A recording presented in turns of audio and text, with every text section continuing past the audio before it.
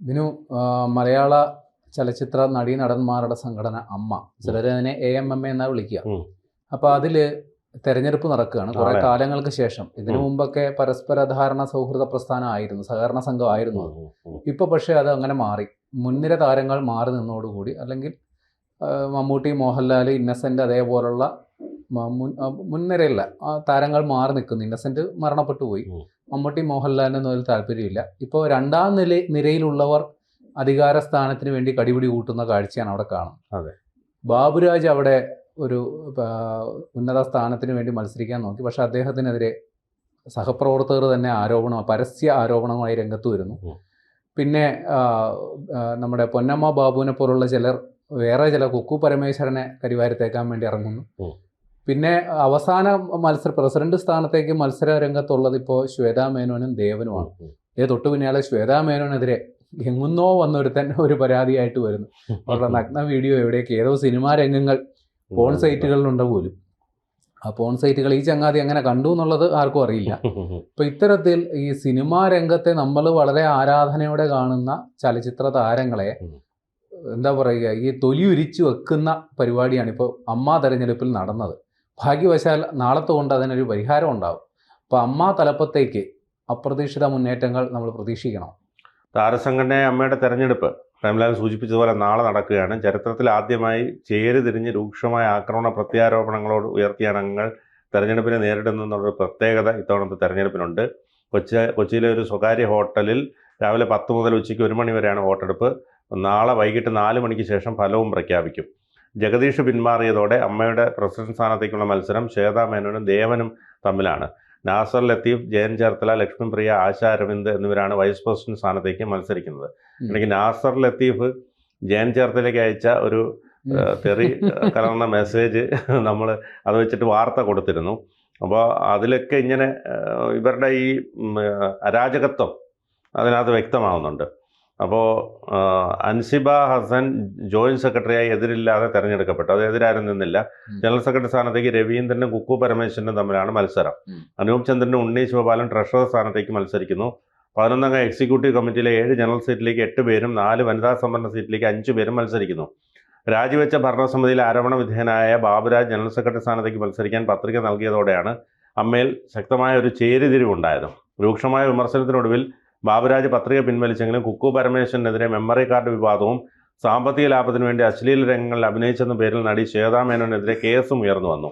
എന്നാൽ ശ്വേതയ്ക്കെതിരായ കേസിൽ സ്ഥാനാർത്ഥികൾ ഉൾപ്പെടെ പിന്തുണയുമായും രംഗത്ത് വന്നു. ശ്വേതാ മേനോന്റെ കേസ് എന്ന് പറഞ്ഞാൽ ഒരു കെട്ടിച്ചമച്ച കേസാണ്. കാരണം അവരുടെ പ്രൊഫഷനാണല്ലോ ഇത്. സിനിമയിൽ അഭിനയിക്കുക എന്ന് പറയുന്നത് അവരുടെ പ്രൊഫഷനാണ്. മാത്രമല്ല, സെൻസർ ചെയ്ത സിനിമയിലെ രംഗങ്ങൾ അതെങ്ങനെയാണ് ഒരു പോൺ വീഡിയോ ആയി മാറുക എന്ന് എനിക്ക് മനസ്സിലാകുന്നില്ല. അവരുടെ ജോലിയാണല്ലോ അത്. അതിന് ഇത് അഭിനയിച്ചു എന്ന് പറഞ്ഞുകൊണ്ട് മത്സര രംഗത്ത് നിന്ന് പിന്മാറേണ്ട ആവശ്യകത എന്താണ്? അത് ജീവിതത്തിൽ സംഭവിച്ചതല്ലല്ലോ, സിനിമയിൽ സംഭവിച്ചത്. മാത്രമല്ല, ഈ പരസ്യമായ വിഴുപ്പലക്കൽ, അതായത് ഈ അമ്മ അതിന്റെ ഭാരവാഹികൾ തമ്മിൽ ഇത്തരം പ്രശ്നങ്ങൾ ഉള്ളപ്പോൾ ഈ മാധ്യമങ്ങളെ അങ്ങോട്ട് അടുപ്പിക്കാതിരിക്കാനുള്ള നിലപാട് അവർ എടുത്തിരുന്നു. അങ്ങനെയാണ് സ്വന്തം യൂട്യൂബ് ചാനൽ പോലും അമ്മ തുടങ്ങിയത്. അതിലെ വാർത്തകളൊന്നും പുറത്തു വരണ്ട. എന്നിരുന്നാലും മാധ്യമപ്രവർത്തകർ സ്വാഭാവികമായി അവർ സിനിമാക്കാരുമായിട്ടുള്ള ബന്ധങ്ങൾ വെച്ച് പല വാർത്തകളും പുറത്തു വന്നു. അതിൽ അവർ അസ്വസ്ഥതയും പ്രകടിപ്പിച്ചിരുന്നു. അവരുടെ ഈ വാർഷിക ജനറൽ ബോഡിക്ക് ശേഷമുള്ള മാധ്യമ സമ്മേളനത്തിൽ വളരെ രൂക്ഷമായി നമ്മുടെ ഗണേഷ് കുമാറും മുകേഷും ഒക്കെ സംസാരിക്കുന്നത്, അതിൽ മോഹൻലാൽ വളരെ നിർവികാരനായിട്ടിരിക്കുന്നതൊക്കെ ട്രോൾ മീമുകളായിട്ടൊക്കെ വന്നിരുന്നു. അപ്പോൾ അങ്ങനെയുള്ള ഒരു സ്ഥലത്താണ്, അതായത് മാധ്യമങ്ങളെയൊക്കെ അകറ്റി നിർത്തി ഞങ്ങൾ എന്തോ വലിയ ഉദാത്തമായ പ്രസ്ഥാനമാണെന്ന് അവകാശപ്പെട്ടിരുന്നവരാണ് ഇപ്പോൾ തൊലിയുരിഞ്ഞ് നടുറോഡിൽ നിൽക്കുന്നത്. ആ ഓഡിയോ ക്ലിപ്പൊക്കെ കേട്ട് കഴിഞ്ഞാൽ അത് നമ്മൾ ബീപ് ശബ്ദത്തോടു കൂടി മാത്രമേ കൊടുക്കാൻ കഴിയുള്ളൂ. അത്ര വൃത്തികേടുകളാണ് അതിലൊക്കെ പറയുന്നത്. അപ്പോൾ സ്വാഭാവികമായിട്ടും ഇത് സമൂഹത്തിന് മാതൃകയാകേണ്ടവരാണ് ഈ സിനിമാ താരങ്ങളൊക്കെ തന്നെ. കാരണം അവർ അവതരിപ്പിക്കുന്ന കഥാപാത്രങ്ങൾ അല്ലെങ്കിൽ അവർ കൊടുക്കുന്ന സന്ദേശമൊക്കെ കണ്ടിട്ട് ജനങ്ങൾ അവരോട് ആരാധനയോടുകൂടി മുന്നോട്ട് പോകുന്നതാണ്. അപ്പോൾ അവർ ഈ രാഷ്ട്രീയക്കാരെ പോലെ തന്നെ സമൂഹത്തിൻ്റെ ഒരു ഭാഗമാണ്, അല്ലെങ്കിൽ അവർ മാതൃകയാക്കേണ്ടവരാണ്. അവരൊക്കെ തന്നെ ഇങ്ങനെ ചേരിതിരിഞ്ഞ് ആക്രമിക്കുക, അല്ലെങ്കിൽ ഈ സ്ഥാനത്തിന് വേണ്ടി കിടന്ന് കടിപിടി കൂടുക. അല്ല, ഇവരുടെ കൂട്ടത്തിലുള്ള ഒരാൾ മന്ത്രിയാണ്, ഒരാൾ MLA ആണ്, അതെ, MP ആണ്. സുരേഷ് ഗോപി ഇപ്പോൾ കേന്ദ്രമന്ത്രിയാണ്. സുരേഷ് ഗോപി ഇപ്പോൾ അമ്മയിൽ ഉണ്ടോ ഇല്ല അതിനെക്കുറിച്ച് എനിക്ക് കഴിഞ്ഞതിന് വന്നിരുന്നു. അതെ. അപ്പോൾ സ്വാഭാവികമായും ഈ പറഞ്ഞതുപോലെ ഇതിനകത്ത് ഇത്രയധികം ആൾക്കാരെല്ലാം അടങ്ങുന്നൊരു സംഘടനയാണ്. ഇത്രയും പ്രതിഫലം വാങ്ങുന്നവരാണ്. സമൂഹത്തിൽ ഉയർന്ന നിലയിൽ ജീവിക്കുന്നവരാണ്, ആരാധകരുള്ളവരാണ്. അപ്പോൾ അവരിങ്ങനെ ഈ സംഘടന കൊണ്ടുള്ള ഒരു ഏക ഗുണമെന്ന് പറഞ്ഞാൽ കുറേ പേർക്ക് കൈനീട്ടം കിട്ടുന്നു. കാരണം അവശ്യ കലാകാരന്മാർക്ക് അവർക്ക് മരുന്ന് വാങ്ങിക്കാനും ഭക്ഷണത്തിനും ഒക്കെ ചെറിയൊരു തുക മാസം കൃത്യമായി എത്തിച്ചു കൊടുക്കുന്നു. അതാണ് ഈ സംഘടന കൊണ്ടുള്ള ഏക നേട്ടം. ബാക്കി ഈ പറഞ്ഞതുപോലെ എല്ലാവരും തമ്മിൽ ഈഗോ കാണിക്കാനും ഏറ്റവും കൂടിയ കാറിൽ വരാനും കാറിൻ്റെ ഷെഡിൽ ഒരു ചെറിയ ബാറ് സംഘടിപ്പിച്ച് അവിടെ നിന്ന് രണ്ടെണ്ണം അടിക്കാനും ഒക്കെ ആയിട്ടാണ് ഇവർ ഈ മീറ്റിങ്ങുകളെ കാണുന്നത്. അപ്പോൾ അത് ഈ പറഞ്ഞതുപോലെ അതിന്റെ സ്ഥാനത്തിന് വേണ്ടി കിടന്ന് ഇങ്ങനെ മത്സരിക്കുന്നത് രസകരമായ സംഗതി എന്താ, ഇതിൽ മത്സരിക്കുന്നവരെ മറ്റ് എതിർ സ്ഥാനാർത്ഥികൾ സാധാരണ ഈ തെരഞ്ഞെടുപ്പ് പ്രചരണം നമ്മൾക്ക് മനസ്സിലാകും, എന്തെങ്കിലും വാഗ്ദാനങ്ങൾ, അവരുടെ പ്ലാനുകൾ, പദ്ധതികൾ, ഇതങ്ങനെയല്ല, വ്യക്തി അധിക്ഷേപം നടത്തുകയാണ്. എനിക്ക് തോന്നുന്നു ഇപ്പോൾ മത്സരിക്കുന്ന അനൂപ് ചന്ദ്രൻ, ആലപ്പുഴ ചേർത്തല സ്വദേശി, അദ്ദേഹം ഒരു കർഷകൻ കൂടിയാണ്. അപ്പം അദ്ദേഹം ബാബുരാജിനെതിരെ പരസ്യ പ്രതികരണം നടത്തുന്നത് ഞാൻ കണ്ടു. ബാബുരാജ് പിന്നീട് തൻ്റെ കൂട്ടത്തിലുള്ളവർ പോലും തന്നെ പിന്തുണയ്ക്കുന്നില്ല എന്ന് കണ്ടപ്പോൾ മത്സരത്തിൽ നിന്ന് പിന്മാറി. അദ്ദേഹത്തിനെതിരെ ലൈംഗിക ആരോപണം അടക്കമുള്ളവർ വന്നു. ഈ സിനിമാ മേഖലയിൽ അത്തരം ആരോപണങ്ങളില്ലാത്തവർ വിരളമാണെന്നുള്ളതാണ് വാസ്തവം. അപ്പോൾ ഇത്തരത്തിൽ സ്വയം ശുദ്ധീകരിക്കുക. ഈ ഏറ്റവും രസകരമായ സംഗതി, ഈ മീറ്റു ആരോപണങ്ങൾ വന്നു, ഹേമ കമ്മീഷൻ റിപ്പോർട്ട് വന്നു, അതുമായി ബന്ധപ്പെട്ട് ഈ വനിതാ താരങ്ങൾ അവർക്കുള്ള കാര്യങ്ങൾ പറയൂ, അതിന് വേണ്ടി വീഡിയോ ചിത്രീകരണം പോലും നടന്നത്രേ അമ്മയിൽ. പക്ഷെ അതിന് മെമ്മറി കാർഡ് കാണുന്നില്ല. അപ്പോൾ അത്തരത്തിൽ നമുക്ക് ചിന്തിക്കാൻ പറ്റാത്ത തരത്തിലുള്ള സംഗതികളാണ് അമ്മ എന്ന് പറയുന്ന സംഘടനയിൽ നടക്കുന്നത്.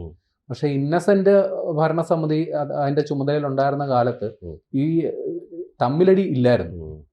അദ്ദേഹം എല്ലാവരെയും കൂട്ടിയിണക്കി, അല്ലെങ്കിൽ ഇത്തരം കാര്യങ്ങൾ പുറത്തേക്ക് പോകാതിരിക്കാൻ അവർ സജീവ ശ്രദ്ധ. ഇന്നസെന്റ് ഈ പറഞ്ഞതുപോലെ എല്ലാവരും പറഞ്ഞാൽ കേൾക്കുന്ന, ഇന്നസെന്റ് പറഞ്ഞാൽ എല്ലാവരും കേൾക്കും. പുള്ളി ഒരിക്കലും ഒരു ഭയങ്കര കർക്കശക്കാരനൊന്നും അല്ല, അവിടെ തന്മയത്വത്തോടെ കാര്യങ്ങൾ കൈകാര്യം ചെയ്തു. അതുകൊണ്ടാണ് ദീർഘകാലം അദ്ദേഹത്തിന് ഇരിക്കാൻ കഴിഞ്ഞത്. മോഹൻലാൽ ഒരു പരിധി വരെ അതിൽ വിജയിച്ചു. അല്ല, മോഹൻലാല് അദ്ദേഹം അമ്മയുടെ സ്ഥാനത്തിരിക്കുന്നതിനപ്പുറം അദ്ദേഹം ഒരു സൂപ്പർ താരമാണ്. അദ്ദേഹത്തിന് സിനിമാ മേഖലയിൽ നല്ല സ്വാധീനമുണ്ട്. സ്വാഭാവികമായും അദ്ദേഹം പറഞ്ഞു കഴിഞ്ഞാൽ നിഷേധിക്കാൻ ആർക്കും പറ്റില്ല. ആ സ്ഥാനത്തിനപ്പുറം സിനിമയിലെ നിലനിൽപ്പ് ഒരു പ്രശ്നമാണ്. കാര്യം ഈ സംഘടനയൊക്കെ ഉണ്ടെങ്കിൽ തന്നെയും മലയാള സിനിമ ഭരിക്കുന്നത് മമ്മൂട്ടി മോഹൻലാലുമാണ്. അവരുടെ താല്പര്യങ്ങൾക്ക്, അവരുടെ ഇംഗിതങ്ങൾക്ക് എതിര് നിൽക്കുന്നവർക്ക് നിലനിൽപ്പില്ല. അപ്പോൾ സ്വാഭാവികമായും അങ്ങനെ ഒരു പ്രശ്നമുണ്ട്. പക്ഷേ നമ്മുടെ ഈ നടിയെ ആക്രമിക്കപ്പെട്ട കേസ് അത് സമൂഹത്തിൽ സജീവ ചർച്ചാ വിഷയമായതുകൂടിയാണ് ഈ സിനിമാ മേഖലയിൽ രണ്ട് ഗ്രൂപ്പ് തിരിഞ്ഞത്. പരമ്പരാഗതമായി ഇതെല്ലാം അടക്കി ഭരിച്ചിരുന്നവർക്ക് അവരുടെ നിലനിൽപ്പിൻ്റെ ഭാഗമായി അവർ കൃത്യമായ മൗനം പാലിച്ചു. പക്ഷേ യുവതലമുറയിൽപ്പെട്ടവർ, ഇപ്പോൾ പൃഥ്വിരാജ്, കുഞ്ചാക്കോ ബോബൻ, ജയസൂര്യ അടക്കമുള്ളവർ ഇതിനെതിരെ കർശന നിലപാടെടുത്തു. അങ്ങനെയാണ് ഈ സിനിമാ മേഖലയിൽ അല്ലെങ്കിൽ സംഘടനയിൽ പല വിഭാഗങ്ങളുണ്ടും അവർ തമ്മിൽ കടുത്ത സംഘർഷം നിലനിൽക്കുന്നു എന്നുള്ള കാര്യങ്ങളൊക്കെ പുറത്തേക്ക് വരുന്നത്. പക്ഷെ പിന്നീട് ആ പുറത്തേക്ക് വരലിനൊരു ഇടവേളകൾ ഉണ്ടായിട്ടില്ല. നിരന്തരം ഇടവേള ബാബുവിൻ്റെ കാര്യം തീരുമാനമായി അതിൻ്റെ ഇടയിൽ. അപ്പോൾ ഇതിപ്പോൾ തെരഞ്ഞെടുപ്പ് കഴിയുന്നു, ചിലപ്പോൾ നമ്മൾ അപ്രതീക്ഷിതമായി പലതുമൊക്കെ അതിനിടയിൽ നടന്നേക്കാം. ഏതായാലും സമാധാനപരമായി തെരഞ്ഞെടുപ്പ് അട്ടിമറിക്കപ്പം ബൂത്ത് പിടുത്തൊന്നും ഉണ്ടായില്ല എന്ന് തൽക്കാലം വിശ്വസിക്കാം. കൂടുതൽ വാർത്തകളും വിശേഷങ്ങളും നിങ്ങളിലേക്ക് എത്താൻ ABC മലയാളം സബ്സ്ക്രൈബ് ചെയ്യുക, ബെൽ ബട്ടണും അമർത്തുക.